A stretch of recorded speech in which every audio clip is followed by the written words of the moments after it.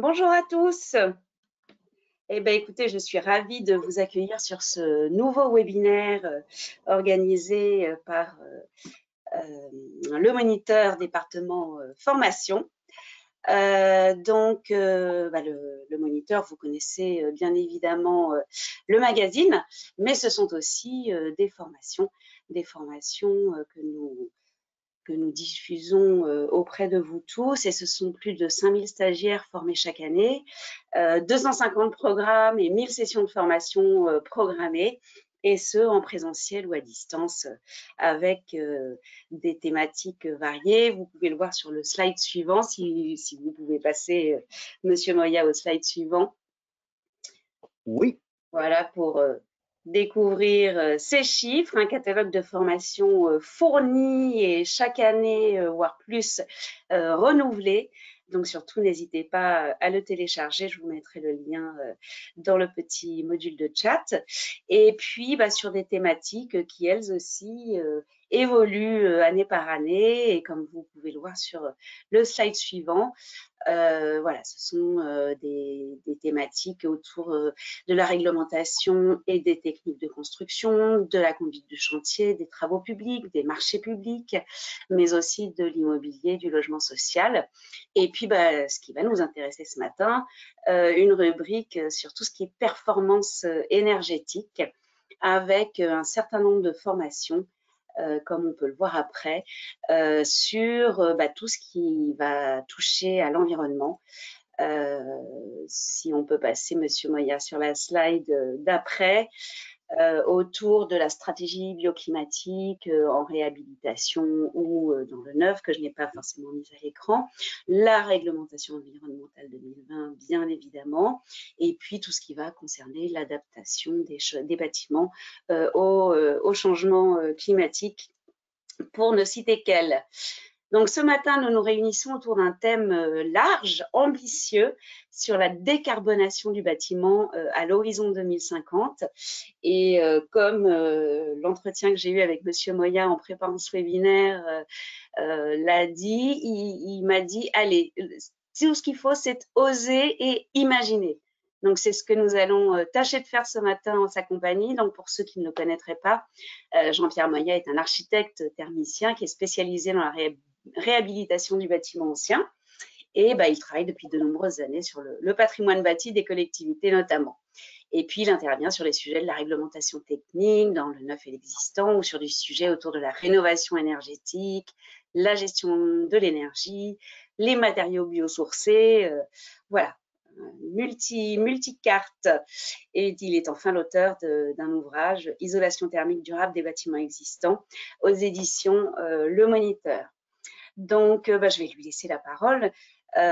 N'hésitez pas tout au long du webinaire, grâce au petit symbole point d'interrogation que vous devez avoir à l'écran, à poser vos questions, et je les lui relayerai en fin d'intervention. Voilà, je vous souhaite à tous un très bon webinaire. Monsieur Moya, je vous laisse la parole et je vous dis à tout à l'heure. Merci, Madame Borna.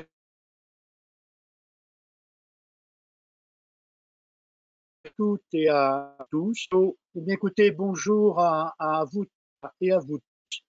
Et puis, bienvenue à cette petite conférence sur la décarbonation du bâtiment à l'horizon 2050. Et j'ai suggéré au moniteur un sous-titre Osons et imaginons. Et j'espère que vous allez me suivre avec cette expression Osons et imaginons. J'ai par habitude de commencer une conférence par des informations d'ordre positif. Eh bien, cette fois-ci, pas du tout. Pas du tout, et je vais commencer par la chose suivante. C'est que l'humanité, notre société, nos sociétés, ont trois problèmes majeurs, trois problèmes urgents à résoudre. Et à les résoudre très, très rapidement. Il en va de notre survie, si j'ose dire. Le premier de ces trois problèmes, c'est l'eau.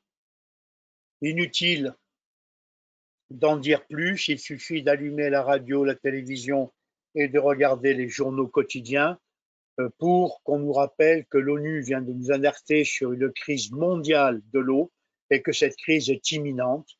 Et puis localement, je le vois chez moi, puis dans d'autres régions de France, de nombreux élus décident de stopper la construction de logements neufs, faute d'une ressource en eau suffisante pour alimenter les nouveaux habitants.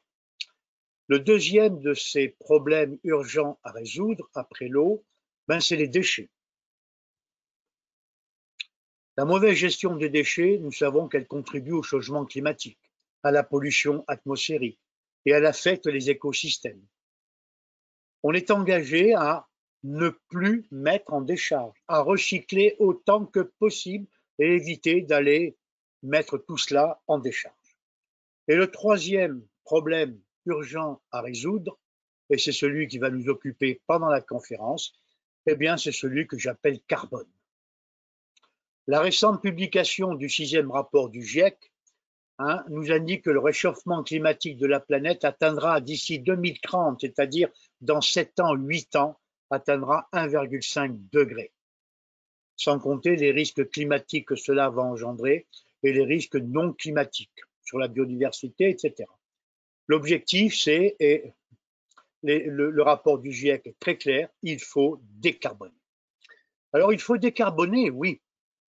Il faut décarboner tout simplement parce que si on continue à émettre des gaz à effet de serre, eh bien, nous ne pourrions pas survivre. Le changement climatique est bien là, les émissions de gaz à effet de serre sont bien là, et je dirais que le GIEC est bien avant eux, déjà dès 2009, un premier bilan avait été dressé. Et tout le monde s'était mis d'accord pour limiter les émissions de gaz à effet de serre pour ne pas que la température moyenne à l'échelle de la planète dépasse 2 degrés d'ici 2050. D'après le GIEC, ce sera 1,5 degré d'ici 2030. Alors tout de suite, dans la foulée, en 2012, une politique de décarbonation est mise en place. Et l'année suivante, un rapport est établi, et ce rapport est établi pour préparer la conférence qui a eu lieu à Paris en 2015, la COP 21, à laquelle tout le monde s'est mis d'accord. Et pour lutter contre le changement climatique, ce rapport a dit tout simplement de fournir des efforts sur l'efficacité énergétique, de fournir des efforts sur la décarbonation de la production d'électricité et d'abandonner progressivement le pétrole et d'une manière générale, d'abandonner progressivement les énergies fossiles. Et ça, c'est pour 2050, c'est-à-dire dans 28 ans. Autrement dit, dans une génération. Alors, je dirais, on décarbone parce qu'il faut lutter contre le changement climatique.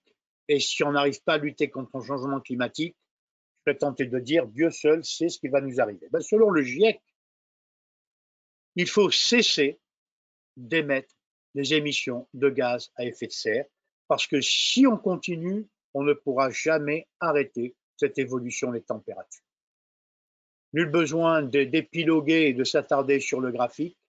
On parle, et il parle, de développement résilient au changement climatique. Il paraît que, à ce jour, la hauteur des océans a été plus 20 cm au cours de ces 20 ou 30 dernières années. C'est considérable. Alors, ces émissions de gaz à effet de serre, parmi les gaz à effet de serre, celui qui est le plus important et qui est responsable de près des 2/3 environ de l'effet du réchauffement climatique, c'est le CO2. Et il provient principalement de la combustion d'énergie fossile et de la production de ciment. Production d'énergie fossile. Très clair. Il n'y a pas que lui. Après le dioxyde de carbone, il y a le méthane qui est responsable environ de l'ordre de 16%, je crois. Le protoxyde d'azote, les gaz fluorés. Mais le plus important, c'est bien le dioxyde de carbone. Ne nous attendons pas sur le graphique, ça grimpe, ça grimpe, ça grimpe. Donc on voit bien que décarboner, c'est lutter contre le changement climatique. C'est l'objectif de l'accord de Paris, la neutralité carbone d'ici 2050. 2050, je vous l'ai dit, c'est dans 28 ans. C'est une génération. Et cette COP 21, cet objectif qui a été signé à Paris, 195 pays, dont l'Union européenne, se sont engagés à limiter d'ici 2050 les émissions de gaz à effet de serre pour que la température moyenne ne dépasse pas les 2 degrés. Alors cette neutralité carbone, ben, ça implique un équilibre entre les émissions de carbone et l'absorption du carbone de l'atmosphère par les puits de carbone. Et un puits de carbone, c'est un système qui absorbe plus de carbone qu'il en émet. Les océans, les forêts. Mais la forêt amazonienne que l'on présente comme le poumon de la planète est en train de cesser tout doucement de devenir un puits de carbone à cause de la sécheresse, l'augmentation des températures, à cause de la déforestation et à cause des incendies. Tout ce qu'il a absorbé ou tout ce que la forêt a absorbé, elle rejette dans l'atmosphère.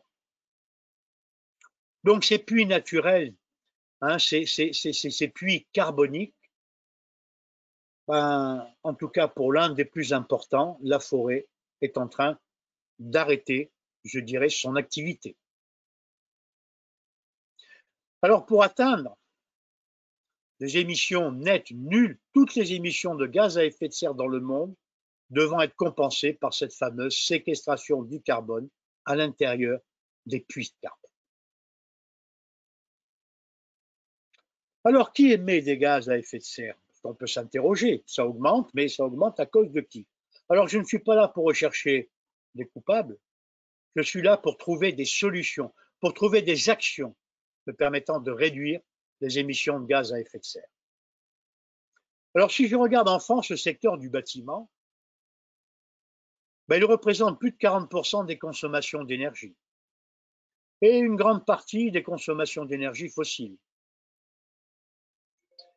Il émet près de 25% des émissions de CO2 dans sa seule phase d'utilisation. Mais si on ajoute à ces émissions, je dirais, les émissions de gaz à effet de serre nécessaires à la construction, à la fabrication des matériaux, etc., eh ben, le bâtiment est responsable de plus de 60% des émissions de gaz à effet de serre dans son cycle de vie. Ce n'est plus à négliger. Alors, un monsieur Édouard Mazria, architecte américain, qui a fondé une association il y a quelques années, Architecture 2030, part du constat suivant. Le bâtiment est le problème. Oui, on est d'accord avec lui. Quand en France, c'est 60% des émissions de gaz à effet de serre, c'est plus à négliger. Et bien, si le bâtiment est le problème, pour lui, le bâtiment est la solution. Efficacité énergétique, électrification et utilisation des sources d'énergie renouvelables. Et d'ailleurs, Édouard Mazria a été invité à Paris en 2015 à la COP 21. Il est venu présenter les actions qu'il menait dans cette lutte contre les émissions de gaz à effet de serre. Alors, qui émet les gaz à effet de serre? Ben, le bâtiment est responsable. Et donc, si la solution est le bâtiment, alors, ben, tout de suite, il faut gérer nos ressources énergétiques, et notamment les ressources énergétiques fossiles, et ne plus consommer d'énergie fossile. Les choses sont très claires.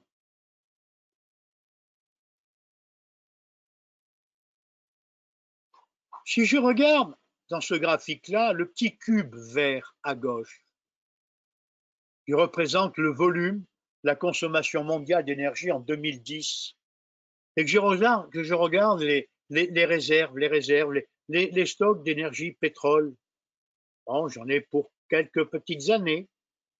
Si je regarde par rapport au gaz naturel, j'en ai encore pour un peu plus d'années. Si je regarde le charbon, oh, j'en ai pour quelques décennies quand même. Vraiment, le charbon, ça sent mauvais, hein, c'est salissant et surtout, ça dégage énormément d'énergie, enfin, énormément de CO2, pardon. Je sais que je dois décarboner. Je sais que je ne dois plus utiliser d'énergie fossile. Mais je sais que j'ai besoin d'énergie pour vivre. Ne serait-ce déjà qu'à midi 30, nous allons nous quitter pour ingurgiter de l'énergie alimentaire, sans quoi ben, je ne pourrais pas, je dirais, vivre ou survivre, en tout cas alimenter mon métabolisme, qui est en quelque sorte ma chaudière. J'ai besoin d'énergie pour me chauffer, pour me laver, et il y a besoin d'énergie pour fabriquer les matériaux. Alors, il ne me reste plus grand-chose hein, quand j'enlève le pétrole, le gaz, l'uranium et le charbon. Ben si, il me reste l'énergie solaire. Quand je regarde le potentiel existant par rapport à mon petit cube vert, j'en ai quand même pour pas mal de milliers d'années. Seulement, à la différence des énergies fossiles, avec l'énergie solaire, je ne suis pas le patron. Je ne suis pas le patron de la puissance. Je peux mettre une chaudière gaz, une chaudière fioul, une pompe à chaleur plus grosse. Je peux en rajouter une deuxième, une troisième pour satisfaire mes besoins. Tandis qu'avec le soleil, la constante solaire est telle que je ne peux pas mettre un deuxième soleil. Je ne peux pas augmenter la puissance du soleil. Et là, ça change la donne. C'est véritablement un changement de paradigme. Je passe d'une situation où je suis le patron à une situation où je dois m'adapter. Ben, nos anciens se sont adaptés, ils ne sont pas morts. Hein. Certes, je ne fabriquerai pas ou je ne ferai pas fonctionner le TGV avec des panneaux solaires, mais qui sait? Certes, je ne ferai pas voler un Airbus avec des panneaux solaires, mais qui sait? On s'est moqué au début du siècle de M. Clément Ader avec son avion Éole, quelques centimètres au-dessus du sol et quelques mètres en avancée. Et on sourit quand on voit M. Picard faire le tour du monde avec son avion solaire Impulse. Qui sait si dans 50 ans ou 100 ans, on n'aura pas des Airbus solaires? Je crois à l'intelligence humaine. Mais en tout cas, la réalité des choses aujourd'hui, c'est que je dois abandonner les énergies fossiles et me retourner vers la première source d'énergie sans laquelle il n'y aurait pas de vie sur la planète Terre, le Soleil.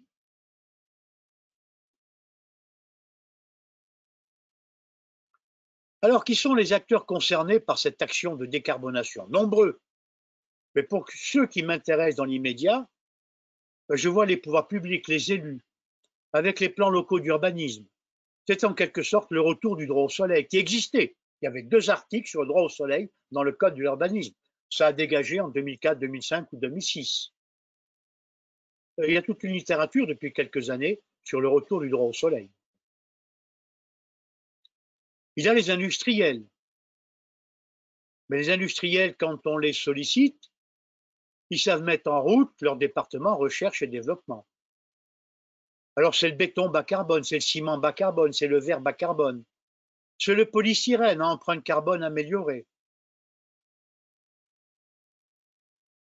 Mais c'est aussi la paille, la terre, le bois, le béton de chanvre. Mais c'est aussi, et ne pas l'oublier, la recyclabilité du matériau, la réparation du matériau, son entretien, sa maintenance, etc. Et puis il y a les concepteurs, architectes, urbanistes, ingénieurs, paysagistes, économistes, l'équipe de maîtrise d'œuvre. Oseront-ils, feront-ils preuve d'imagination, d'inventivité? C'est la question que je pose. Ou se contenteront-ils de reproduire à l'identique en changeant seulement quelques matériaux, comme je l'observe depuis quelques mois? Le bâtiment construit aujourd'hui sera là en 2030, il sera là en 2050, neutralité, et il sera là bien au-delà. Et que vaudra son efficacité énergétique à ce moment-là, si je n'intègre pas cette notion de temps, si je ne me préoccupe pas, quand je conçois le bâtiment aujourd'hui, qu'est-ce qu'il sera dans 30, 40, 50 ans? Dans 50 ans, nous serons en 2070, 2080. Que vaudra mon bâtiment?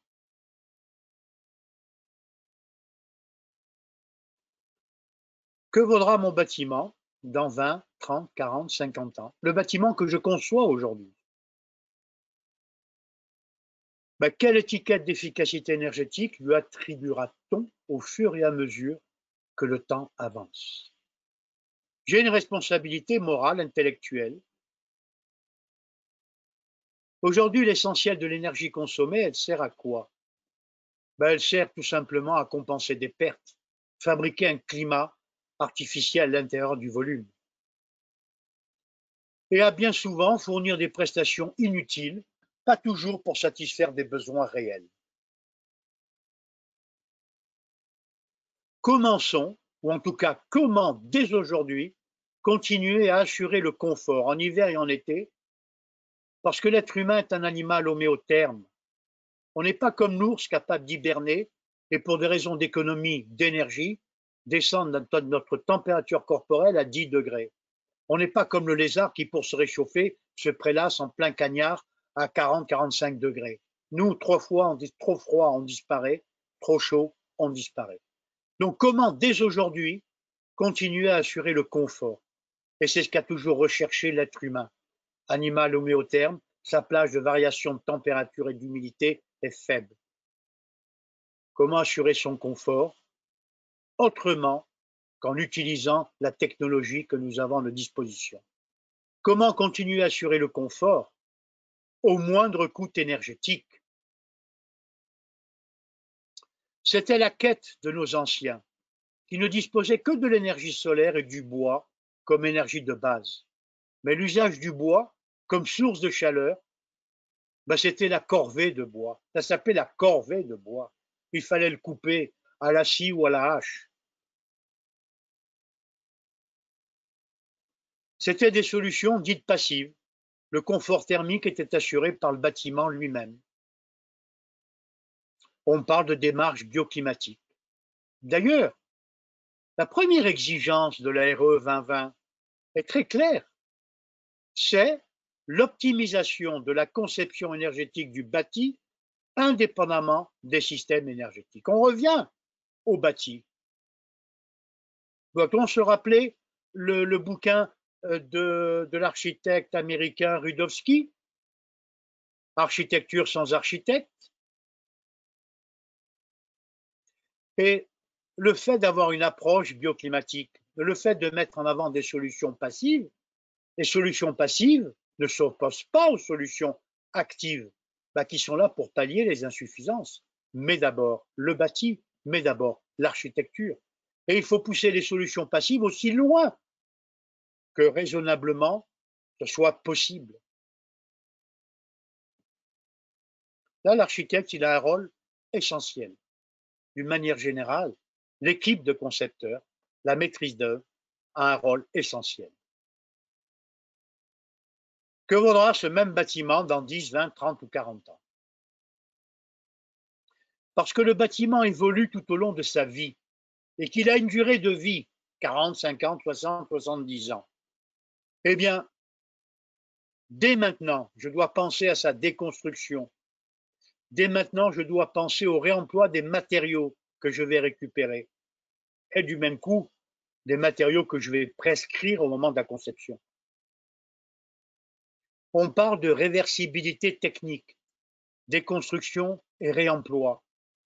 Il y a un peu plus d'un an, l'AQC, l'Agence Qualité Construction, a produit un document d'une qualité excellente. Le document, le titre, c'est la réversibilité des bâtiments. Alors, allons sur le site de l'AQC et téléchargeons ce document, il est gratos. Et imprégnons-nous de ce qui a été inscrit. Mais ils ne sont pas les seuls. Il faut penser dès aujourd'hui à l'évolution de mon bâtiment, au fait qu'au cours de sa vie, il y aura peut-être des activités différentes. On parle alors de réversibilité spatiale, volumétrie, organisation spatiale, structure, façade, etc. Il faut penser aussi dès maintenant à la prise en compte de l'environnement. Pas dans 10 ans, pas dans 20 ans, dès aujourd'hui. Parce qu'il y a urgence. Prendre en compte dès aujourd'hui la biodiversité, le vent, la pluie, la végétation, les protections solaires, le confort d'été à l'égard de l'évolution des températures. Après les dimensions longueur, largeur et hauteur, 3D, intéressons-nous à une nouvelle dimension. La dimension qui prend en compte le temps. Travaillons en 4D. Je prescris ce matériau, comment va-t-il évoluer? Est-ce qu'il est recyclable? Est-ce qu'il est valorisable? Est-ce qu'il faut le balancer à la déchetterie ou dans une décharge? je m'intéresse à cela. Osons et imaginons.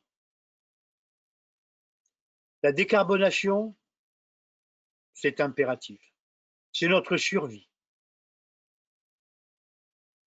Travailler maintenant en 4D, c'est essentiel. Et pour là, je vais m'appuyer sur des gens qui travaillent là-dessus depuis plus d'une dizaine d'années et considèrent le bâtiment comme une ressource et non plus comme un produit. Et ils conçoivent le bâtiment pour le faire évoluer et il finira par être déconstruit. Et regardons les travaux de Madame Elisa je ne sais plus comment elle s'appelle, je n'arrive pas à lire, Durmisicevic, qui est professeur d'architecture en université aux Pays-Bas, je ne sais plus quelle université, et qui travaille sur cette notion de réversibilité spatiale notamment. Il suffit d'aller voir les travaux qu'elle mène. Mon bâtiment, il est conçu aujourd'hui. Peut-être que dans 10 ans, son activité va changer, va évoluer. J'ai déjà pensé à une structure permettant au moindre coût et avec des matériaux totalement, je dirais, durables, de faire évoluer la spatialité, la volumétrie. Mais ça se travaille avec la maîtrise d'ouvrage.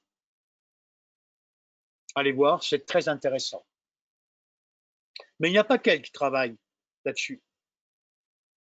Il y en a également d'autres. Et notamment l'architecte Wim de Becker à l'université de Bruxelles, mais l'université néerlandaise. Lui, il travaille selon le choix des matériaux. Est-ce qu'il y a possibilité de les recycler, de les réutiliser sur place quelques années plus tard? Et donc, choix des matériaux en fonction de leur réparabilité qu'il offre. Et donc, avec lui, on ne parle plus pour les matériaux, je dirais, de la simple ACV, du berceau à la tombe. On parle du matériau, en ces termes-là, du berceau au berceau. Et donc, en termes d'exigence, je dirais, liées à la construction, liées à la conception, il y a énormément de choses à prendre en compte. Et il est décrit ici, dans un graphique assez complexe à assimiler. Mais ces travaux sont disponibles. Alors, permettez-moi, parce que osons et imaginons, eh bien, les bâtiments de demain se conçoivent aujourd'hui. Et l'équipe de maîtrise d'œuvre à la tête de laquelle l'architecte est là, eh bien, l'architecte a un rôle énorme. Rappelons-nous, la première exigence de la RE 2020, l'optimisation de la conception énergétique du bâti, indépendamment des systèmes. Alors, il y a peut-être tout à inventer, mais il y a peut-être certainement une nouvelle façon de concevoir, une nouvelle façon de construire, une nouvelle relation entre la maîtrise d'œuvre et la maîtrise d'ouvrage, une nouvelle relation entre la maîtrise d'œuvre et les industriels. Parce que sans les industriels, je ne ferai rien, sauf à monter des pierres les unes sur les autres. Alors permettez-moi en guise de conclusion, sous forme de clin d'œil,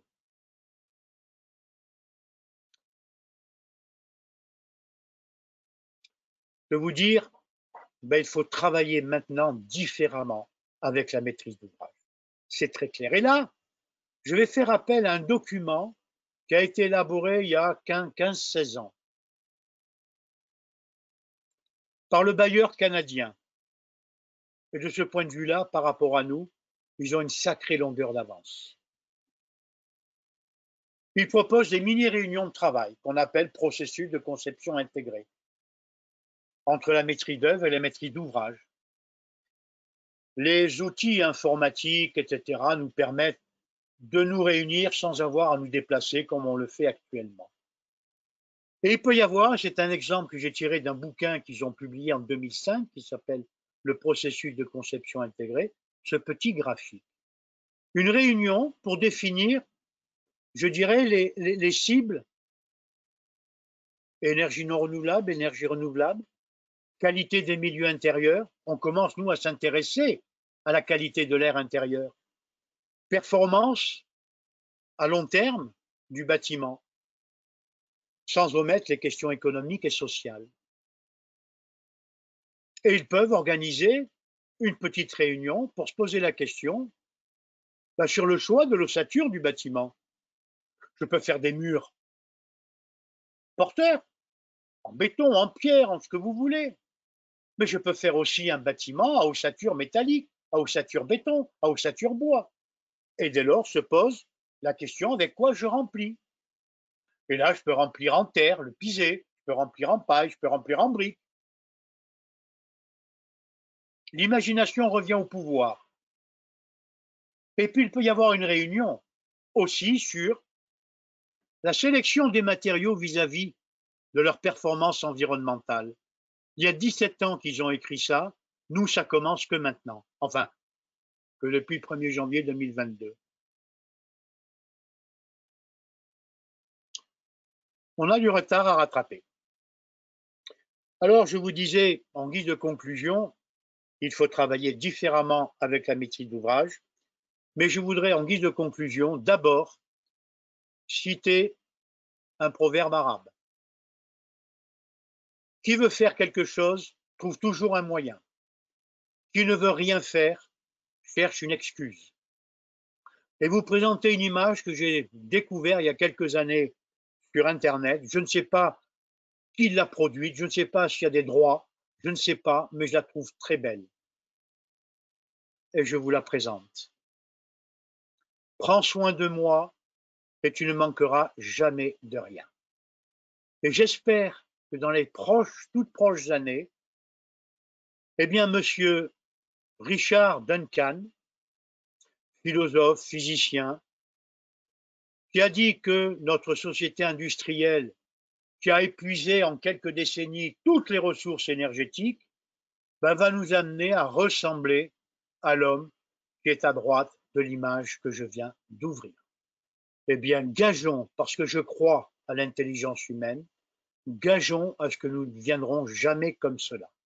Oui, Édouard Mazria, architecte, le bâtiment est le problème, le bâtiment est la solution.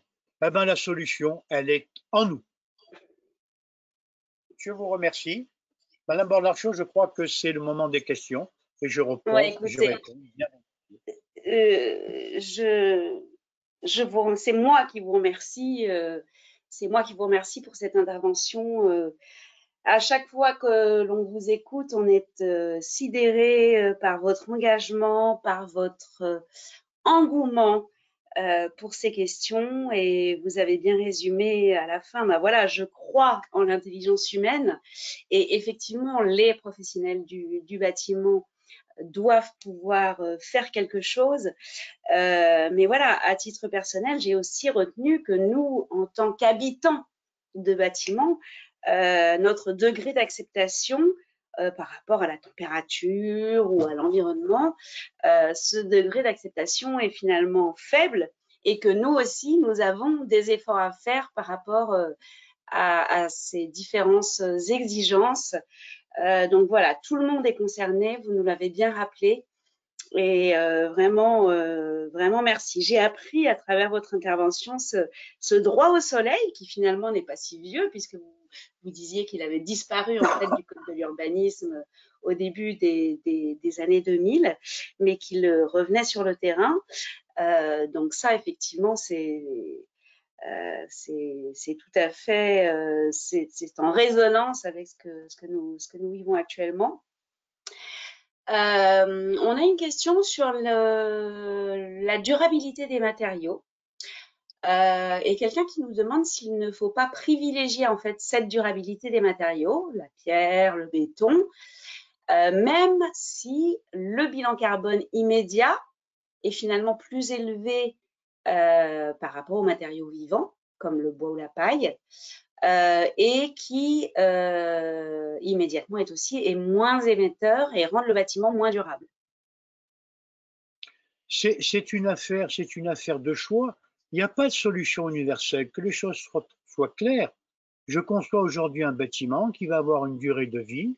Je répète, ce bâtiment va évoluer. Quel est l'objectif? Si le bâtiment a une durée de vie parce que l'usage est clairement identifié de 10 ans ou 15 ans, ça ne veut pas dire que la décarbonation, je l'ignore complètement, mais peut-être que l'enjeu est un petit peu différent. Donc, mais il faut clairement établir, je dirais, les objectifs, qu'est-ce qu'on veut faire, qu'est-ce qu'on veut atteindre et pourquoi. Et c'est Alors, pas il y a que aussi une... les trois composants du développement durable, c'est le social, l'environnement et l'économique. Hum, Je ne privilégie pas l'économique au détriment du social ou de l'environnement. Les trois sont ensemble. hum. Alors, on a aussi une suggestion, quelqu'un qui nous dit que comme cela se fait dans d'autres pays, ne faudrait-il pas encourager la mutualisation des moyens sous forme, par exemple, de coopératives de maîtrise d'ouvrage? Pourquoi pas? Pourquoi pas? Depuis quelques années, il y a toute une littérature sur le retour des communs, apprendre à partager certaines choses. J'utilise certaines choses qu'à certains moments de l'année et le reste du Mmh, temps, ben, mmh, ça reste dans mon garage, etc., etc. Ben, apprenons aussi à partager. Oui, mutualisons les moyens. Et puis, en mutualisant les moyens, ben, on fait appel à quelque chose à laquelle je crois, c'est à l'intelligence collective. On a créé le TGV, on a créé le Concorde, on a déposé un satellite sur une comète, d'autres l'ont déposé sur une planète, la planète Mars. Bon, et terre à terre, pour nous éviter d'avoir à disparaître face à l'évolution du changement climatique, en tout cas du climat, on n'a pas cette intelligence. Redevenons peut-être un peu plus modestes. Oui, oui, mutualisons, etc. Oui, oui. Alors, on a pas mal de questions sur le minerai qui est utilisé pour les panneaux solaires. D'une part, pour dire que ce minerai, bon, bah, lui aussi est épuisable. Et puis, on a aussi des réactions sur les conditions d'extraction des minerais pour les panneaux solaires qui font débat, qui sont parfois dites inhumaines. Puis, donc voilà, on parle beaucoup de ça, mais effectivement, il y a débat autour de cette utilisation et les conditions en fait d'extraction de ce minerai. Est-ce que vous avez un avis là-dessus? Alors, c'est ma liberté de choisir. Ma liberté de choisir tel ou tel industriel qui fabrique tel ou tel panneau solaire ou tel panneau photovoltaïque et d'analyser un petit peu l'impact environnemental, la recyclabilité du matériau. C'est ma liberté de choisir. Et donc, je vais comparer. Et il n'y aura pas que le prix qui sera l'élément décisionnel. Il y aura le prix et il y aura aussi l'impact et tout ce que met en avant l'industriel pour avoir l'impact le plus faible et avoir une recyclabilité, une valorisation de son produit après sa fin de vie. Après sa fin de vie, qu'est-ce que j'en fais? Je l'amène à la décharge, je le balance quelque part. Non. Donc je me pose ces questions-là. Donc je ne regarde pas l'immédiateté de mon projet, de mon produit. Je vais regarder aussi, et si l'information n'existe pas, ben je la demande à l'industriel, dans 5 ans, dans 10 ans, dans 15 ans, dans 20 ans, comment ça va se passer? Et je ne me dis pas, dans 20 ans, je ne serai plus là, ils se démerderont. Hmm. Non, non. J'ai une responsabilité de citoyen.